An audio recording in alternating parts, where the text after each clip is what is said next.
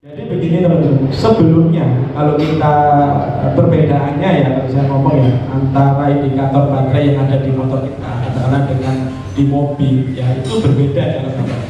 Kalau di mobil kan juga ada indikator baterai ya. Ketika kita kunci kotak on, indikator baterai akan nyala kan. Begitu mobil kita starter, indikator baterainya akan mati ya. Tapi ketika dia nyala, berarti ada masalah di sistem pengisiannya. Itu ya kalau di mobil ya. Tapi kalau di motor kita tidak ya. Ketika kita kunci kotak on dan indikator baterai nggak nyala dan motor bisa di starter, berarti itu baterainya dalam kondisi normal. Bisa dipahami ya. Ketika kita kunci kotak on, indikator baterai tidak menyala dan motor bisa kita starter, berarti itu baterai dalam keadaan normal. Nah, ketika kita kunci kontak on, indikator baterai akan menyala dan motor bisa di starter, ya motornya bisa di starter.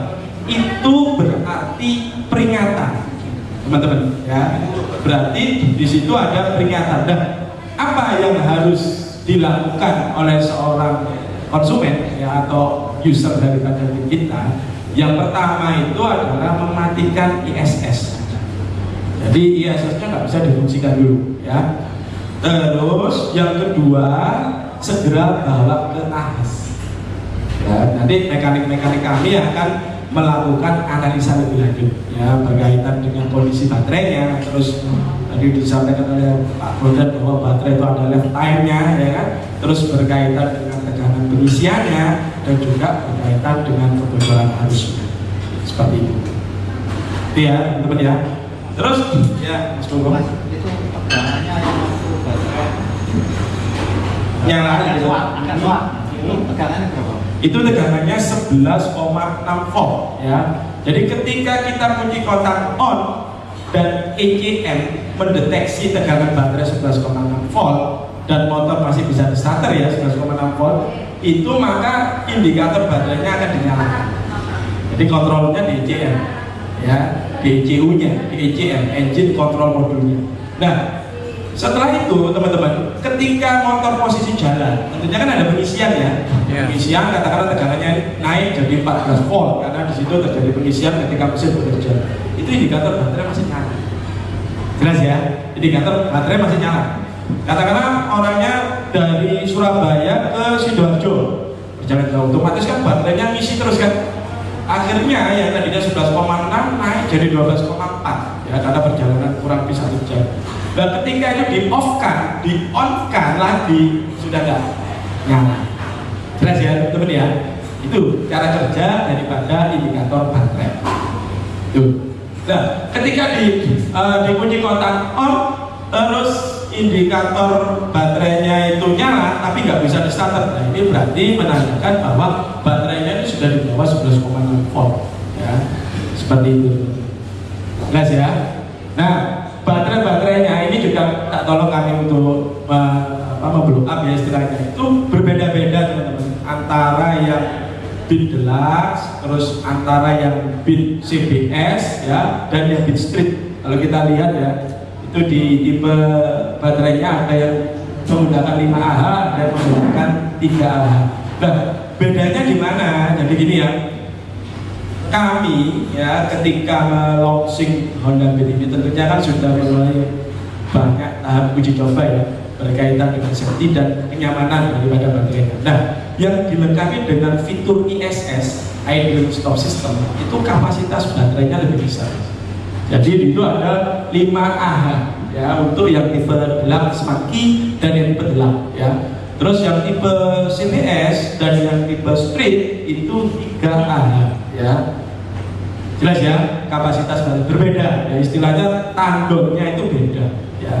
Kalau kita kamar mandinya banyak, keraknya banyak, tentunya tandonnya kan lebih besar ya. Kalau kita kebutuhannya sedikit ya tandonnya lebih kecil. Jadi benar-benar menyesuaikan dengan kebutuhan. Itu di indikator baterainya. Jelas ya teman-teman?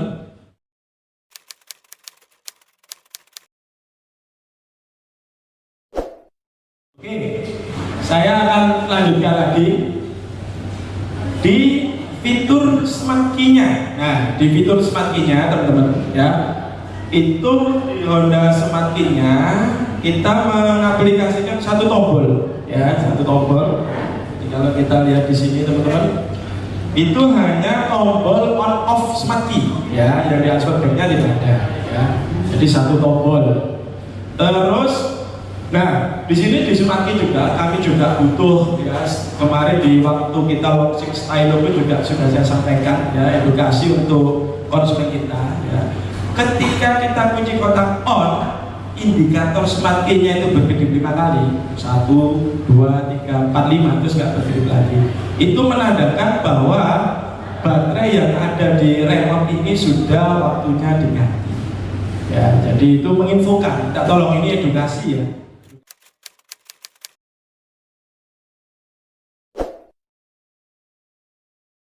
Terus lupa berapa itu lifetime-nya baterai? Ya tentunya kalau lifetime baterai itu kurang lebih 2 tahun ya. Tapi semuanya tergantung dari pemakaian.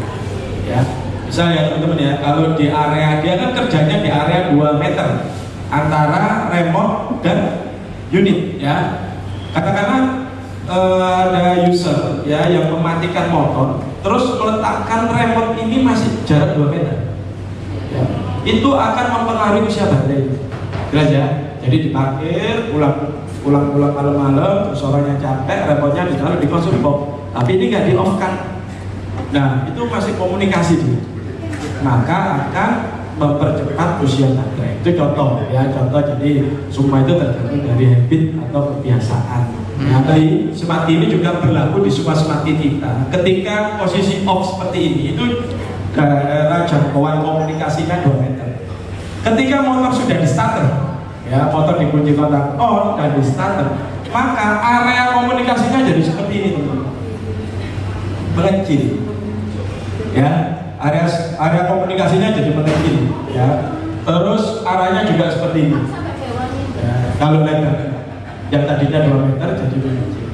Nah, itu juga berlaku di smart key kita yang lainnya ya. Jadi misal teman-teman remote-nya ditaruh di tas ya, taruh di tas ransel tapi di posisi yang dibonceng ya, posisi yang dibonceng, tentunya itu akan di luar jangkauan. Nah, terus kalau di luar jangkauan, safety-nya di mana kan gitu ya.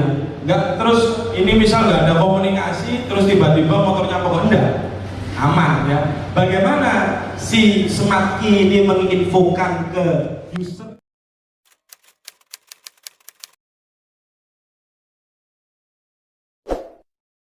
Ketika nggak ada komunikasi selama 60 detik ya, di buzzer itu akan di indikator smart key dia akan berkedip.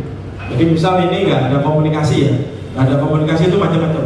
Bisa ketika naik motor jatuh ya, atau baterainya ini sudah habis ya, atau terkena gelombang radio tinggi. Ya, misal di yang frekuensi tinggi radar atau bandara atau apa gitu ya. Itu akan mempengaruhi atau bersebelahan dengan gadget remote ini ya.